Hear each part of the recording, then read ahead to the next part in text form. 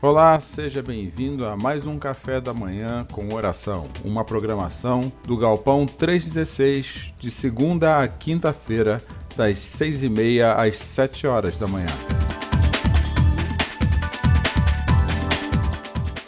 O propósito do Galpão 316 é conectar e levar pessoas a um relacionamento crescente, simples e sadio com Jesus.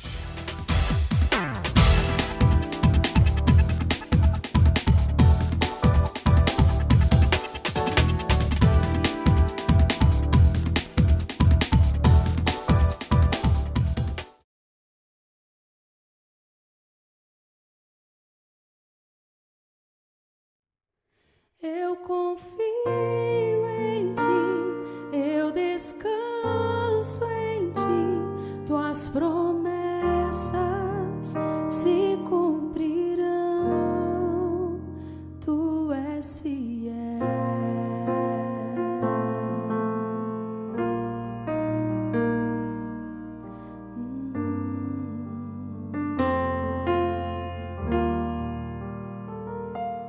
Confiar, entregar-me a ti,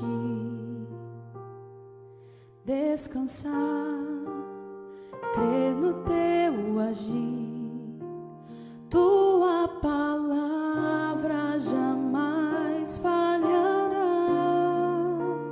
tu és fiel e para sempre serás,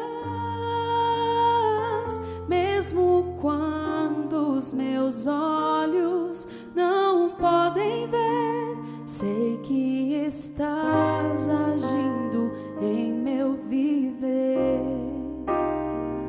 Eu confio em ti, eu descanso em ti, tuas promessas se cumprirão. Eu espero em ti, eu me alegro em ti, os teus planos jamais se frustrarão, tu és fiel.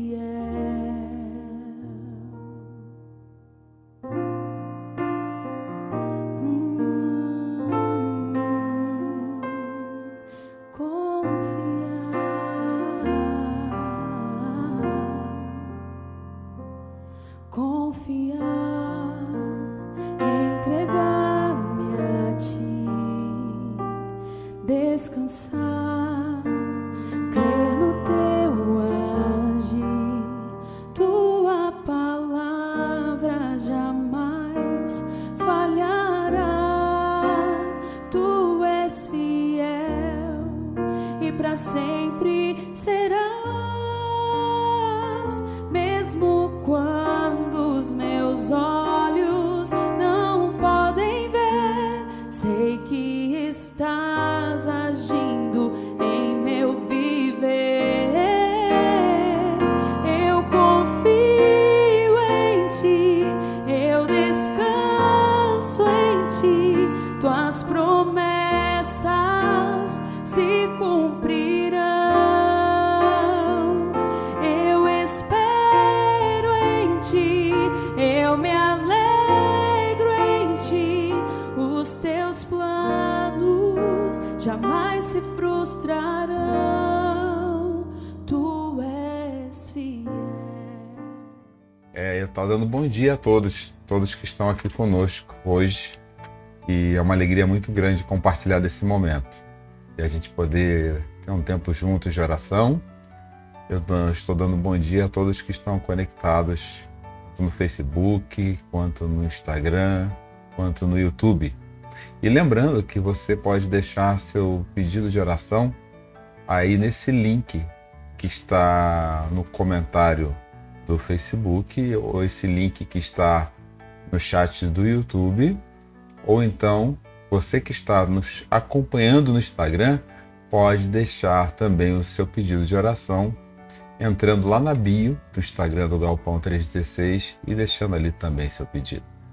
Hoje é o nosso último dia da semana do Café da Manhã com Oração e eu quero falar com vocês a respeito de um tema que é um tema recorrente nas nossas vidas, nesse período que nós temos vivido, e como um homem de Deus, um homem que não era perfeito, um homem, pelo contrário, que tinha falhas muito graves, mas um homem que o próprio Deus o chamou de um homem segundo o coração de Deus a partir de suas falhas.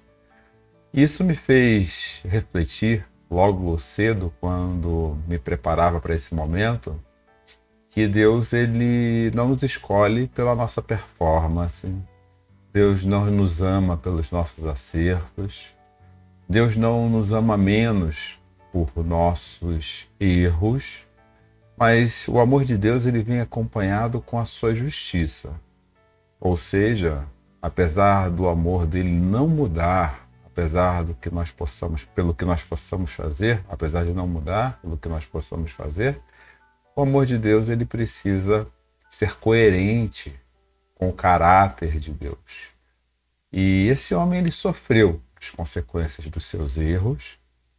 Normalmente a Bíblia chama nossos erros, ou seja, aquelas nossas ações que nos distanciam da pessoa de Deus de pecado. O pecado ele é algo que está impregnado em todos nós, faz parte da nossa natureza e ele constantemente nos incita a cometermos erros graves contra Deus. E esse homem, e aconteceu isso com ele. Ele era um rei. Naquela época os reis tinham direito a muitas mulheres, a ter um harém e tudo mais. E isso é o que lhe era de direito, conforme a permissividade de Deus nos tempos em que ele vivia.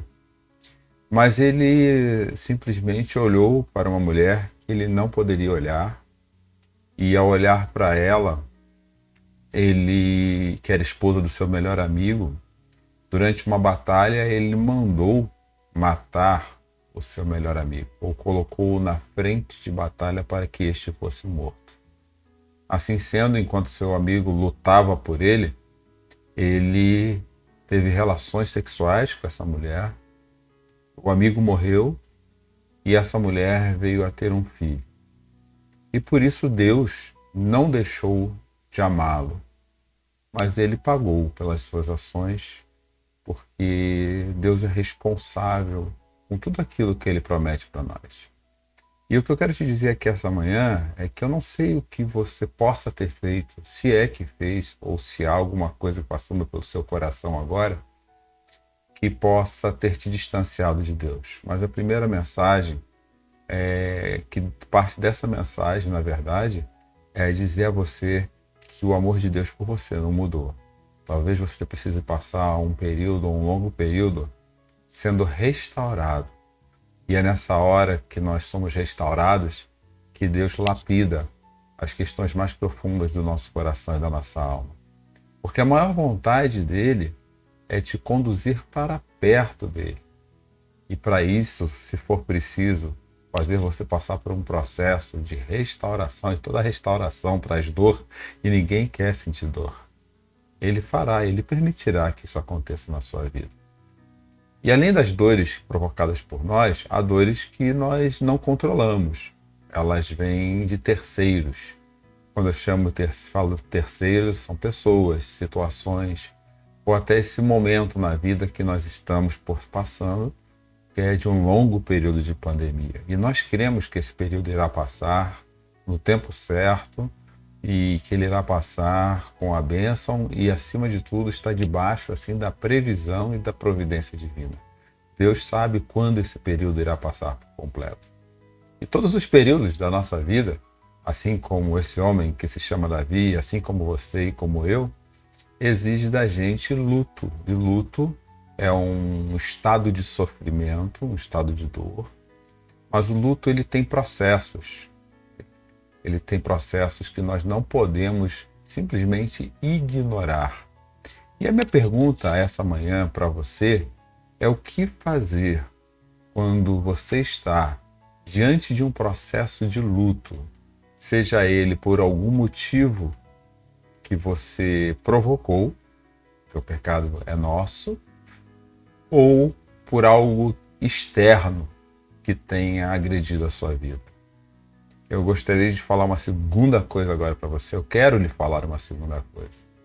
Que Jesus, ele morreu na cruz para mostrar o amor de Deus por você e o quanto ele está disposto a doar a vida, como ele doou, para pagar o preço dos nossos pecados, para pagar o preço da nossa desconexão natural com Deus. Essa palavra que eu estava procurando, desconexão. E você pode se reconectar a Deus através dele, permitindo que ele faça parte da sua vida. Davi não conhecia Jesus ainda, ele é de um tempo muito antes. Mas cremos num Deus Pai, Filho e Espírito Santo, sendo uma só pessoa, e Davi já conhecia a Deus. E é Jesus mais tarde que o chama um homem segundo o coração de Deus. Desse adultério de Davi, nasce um primeiro filho, e esse filho, ele simplesmente adoece. E adoeceu porque Deus precisava que Davi passasse por um processo de cura. Parece uma coisa estranha dizer, um inocente fazendo isso, mas os propósitos de Deus a gente não consegue compreender com clareza. Nós só podemos confiar. E é uma terceira questão que eu quero te falar aqui essa manhã. Confie em Deus, apesar dos propósitos dele não serem claros para a sua vida.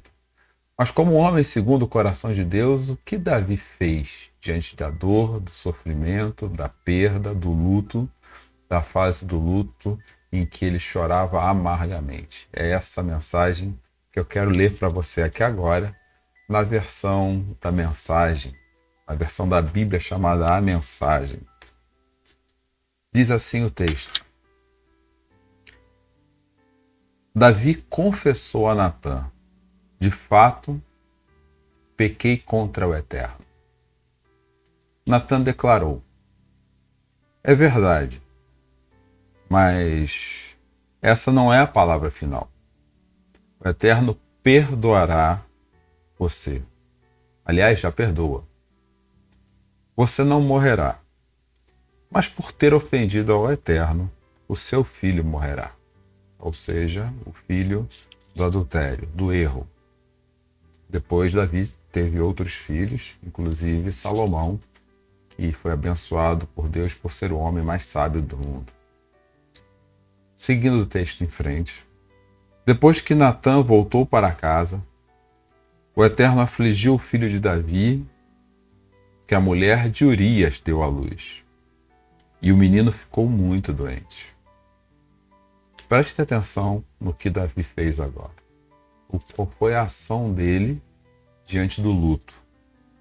Davi orou desesperadamente a Deus pelo menino.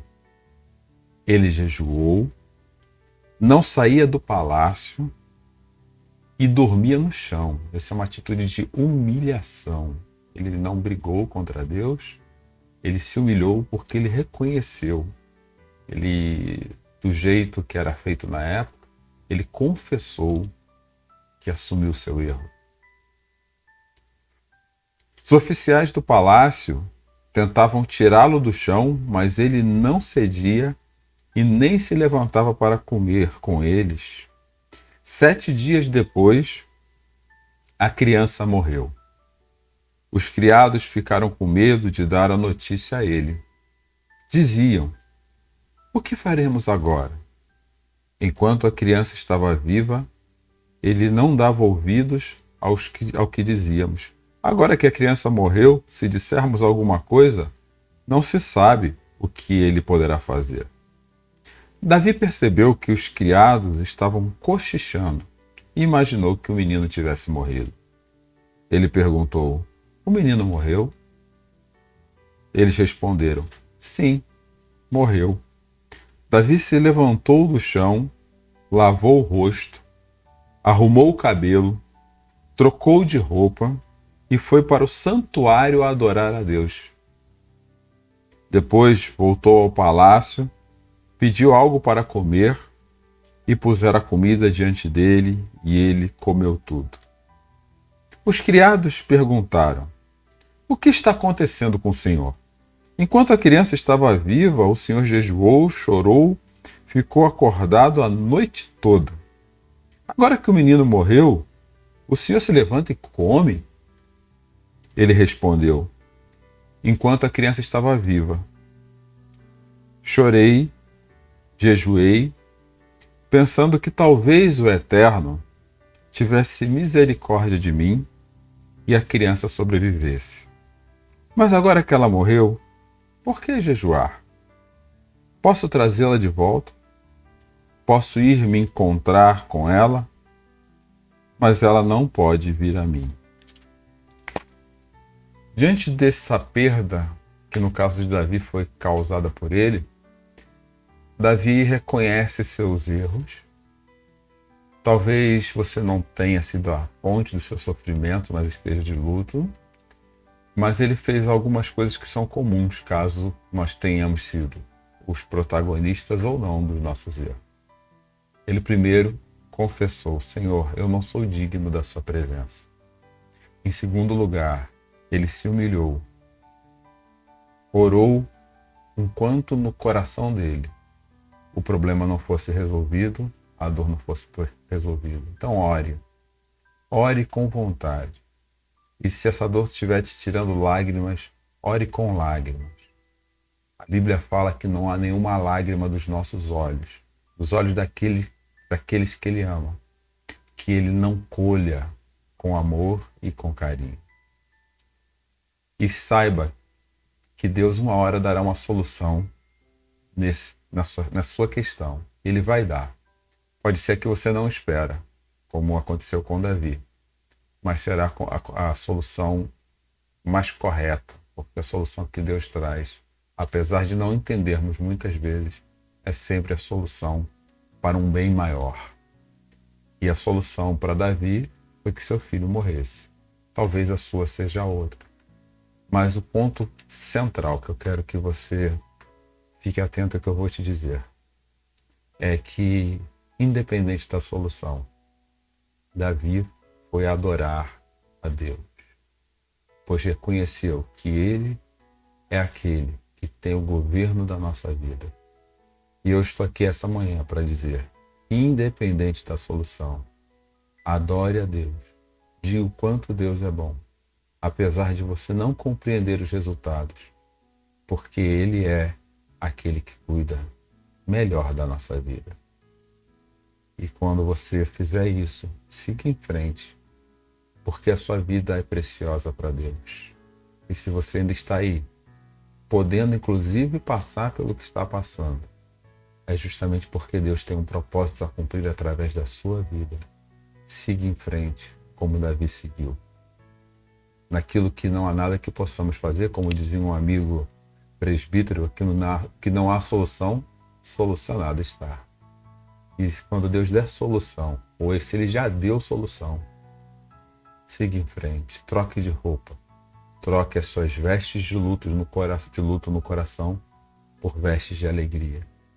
Adore ao Senhor, reconheça que Ele sabe de todas as coisas, mais do que a gente. Talvez coisas piores acontecessem se não for a solução que você esperar.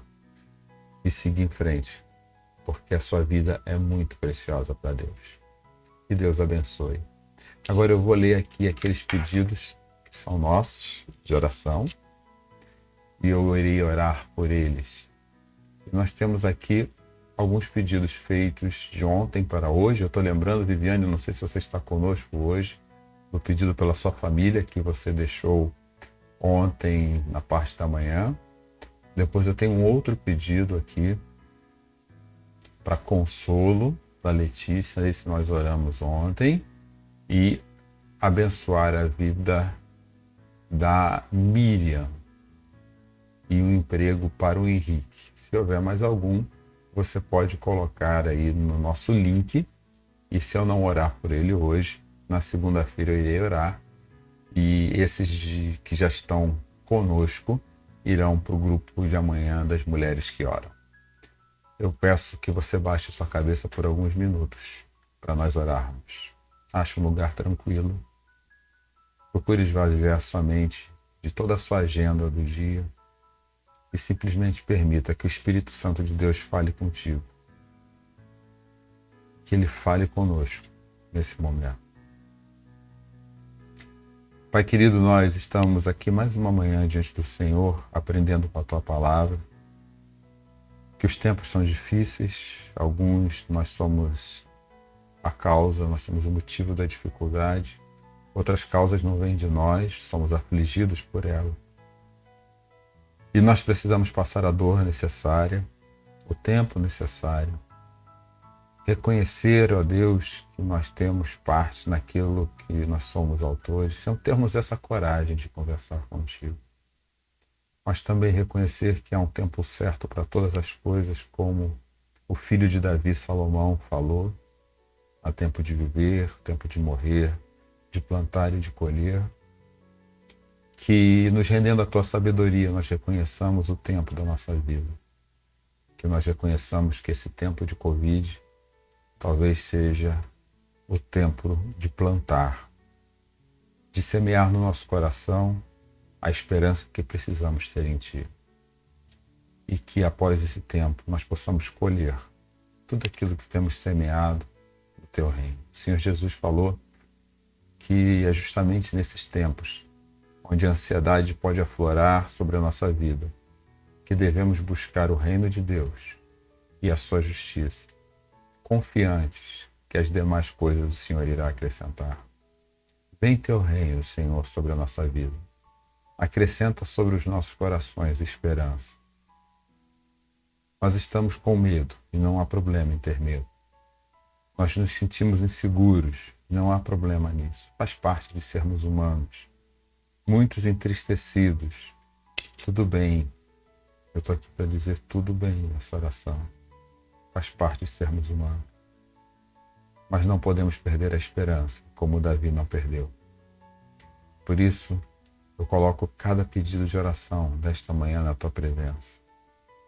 O emprego, o cuidado pela vida, os pedidos que não foram ditos, e continuamos a pedir ao Senhor: sara a nossa terra. Continuamos a pedir ao Senhor: acolhe os nossos corações. Continuamos a pedir ao Senhor: cuide dos enfermos, dos que estão sofrendo, das pessoas que estão em situação de rua. Cuida daqueles que Te ouvem. Mostre sinais da Tua graça. Mostre sinais de que o Senhor tem usado de bondade com a nossa vida. É o que nós pedimos e agradecemos. Em nome de Jesus. Amém. Que Deus te abençoe. Que tenha uma ótima quinta-feira. Que, apesar de poder ter sido uma semana um pouco difícil, que seja uma semana de gratidão, porque até que o Senhor caminhou contigo. Que de aqui em diante você possa perceber o movimento de Deus na sua vida e simplesmente confiar, como a música que nós ouvimos no começo do nosso programa. Que Deus te abençoe e que tenha um bom dia.